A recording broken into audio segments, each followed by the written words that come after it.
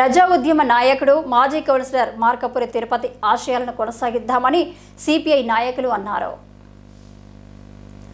తన ఇంటి పేరును సిపిఐగా మార్చుకుని అనేక ఉద్యమాలకు నాయకత్వం వహించిన మార్కపురి తిరుపతి 10వ వర్ధంతి కార్యక్రమాన్ని గురువారం గోదావరికని ఎల్బీ నగర్ సిపిఐ జెండా వద్ద నిర్వహించారు.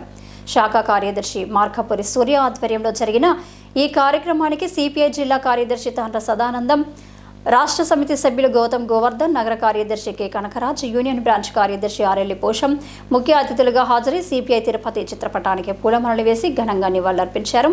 అనంతరం వారు మాట్లాడుతూ నిరంతరం ప్రజా సమస్యల కోసం పోరాడుతూ కమ్యూనిస్టు పార్టీ పక్షాన మొదటిసారి కౌన్సిలర్గా ఎన్నికై ప్రజావాణిని కౌన్సిల్లో విన్నవించిన వ్యక్తి తిరుపతి అని అన్నారు.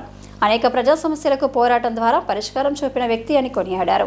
ఎల్బీ నగర్లో నిర్మించబోయే సిపిఐ తిరుపతి స్మారక భవన్ స్థానిక ప్రజలకు అండగా ఉద్యమాలకు నిలయంగా మారాలని ఆకాంక్షించారు.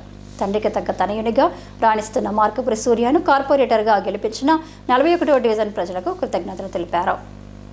మరి ఈరోజు 10వ వర్ధంతి సందర్భంగా వారికి ఘనమైన నివాళులు అర్పిస్తూ ఉన్నాం.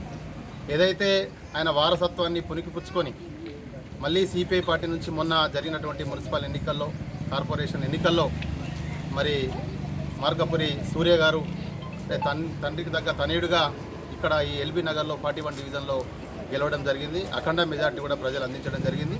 మరి గెలుపు ఎల్బీ నగర్ ప్రజలందరికీ కూడా ఈ సందర్భంగా మేము అందిస్తూ ఉన్నాం. ఏదైతే తండ్రి ఆశయాలను ముందుకు తీసుకుపోవాలని చెప్పి ఇక్కడ కూడా ఈ ఎల్బీ నగరు ఈ 41 డివిజన్కి సంబంధించి భవిష్యత్తులో రానున్న 5 సంవత్సరాల కాలంలో ప్రజలకు ఏదైతే హామీలు ఇచ్చారో ఖచ్చితంగా ప్రజల హామీలు నిలబెట్టుకోవడానికి ఇవాళ కమ్యూనిస్టు పార్టీ తరఫు నుంచి గెలిచినటువంటి 41 డివిజన్ మరి మార్కపురి సూర్య కార్పొరేటర్ గారు తప్పకుండా ప్రజలకు అందుబాటులో ఉంటారు. ఏ సమస్య వచ్చినా, ఏ ఇబ్బందులు వచ్చినా తప్పకుండా ఇక్కడ ఆఫీస్ ఉంటుంది. ఆఫీస్ నిర్మాణం కూడా పూర్తి కాబడుతుంది. ఇంకో 2-3 నెలల్లో పూర్తి కూడా చేస్తాం. ఆఫీస్లో ఉంటారు.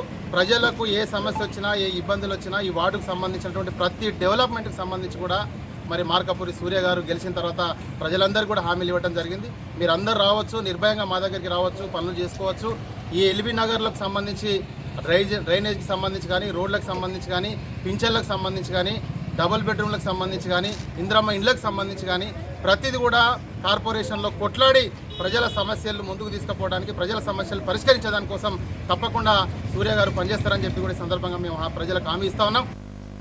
ఈ కార్యక్రమంలో వివిధ పక్షాల నాయకులు రేణిగుంట్ల ప్రీతం, పడాల కనకరాజు, జీదుల లక్ష్మీనారాయణ, రణవీని సుధీర్, ఆసాల నవీన్, దుబాసి రేణుక, సాదుల శివ, మార్కపురి భగత్, తిలక్, జగన్, రొంటాల లింగయ్య తదితరులు పాల్గొన్నారు.